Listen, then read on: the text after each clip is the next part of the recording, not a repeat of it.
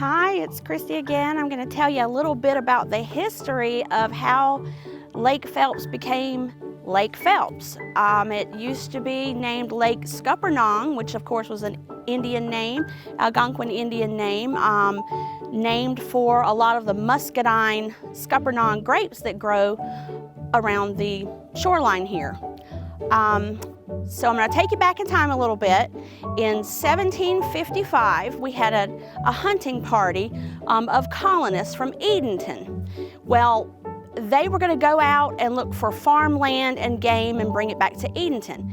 They came over into this area, which was known as the Great Dismal or the Alligator Dismal, which locals actually called this area the haunt of beasts. And most people were really terrified to come into this area because of the amount and size of the animals we had, which we still have today as far as bear. So in 1755, Benjamin Tarkington and Josiah Phelps were part of this hunting party that, like I said, left from Edenton, coming out here, didn't know there was a lake here or anything. After a few days, got just real disheartened, just could not find what they were looking for as far as game or farmland. Realized this whole place was a swamp.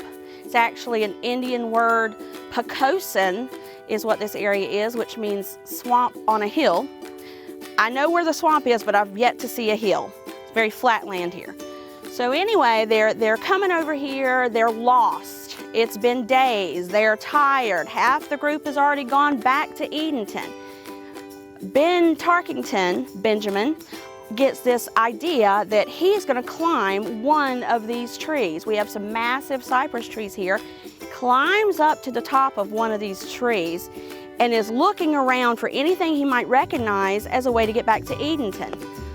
Well, he spots a lake, and all the guys down below were like, no, there can't be a lake. He's like, yeah, there's a lake right over there.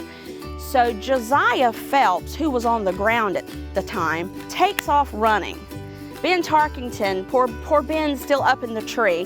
Josiah runs to the lake and jumps in the lake, maybe splashes around a little, and says, okay, this is now Lake Phelps. I was the first colonist in the lake, so I discovered it. So we are now naming it Lake Phelps. Well, poor Ben, he's still up the tree. He doesn't think this is fair at all. He's like, hey, I discovered this lake. So Ben Tarkington actually took Josiah Phelps to court. And unfortunately for Ben, it didn't work in his favor. And that is why we are named Lake Phelps today. And interestingly enough, we actually have both Tarkingtons and Phelps families still in this area.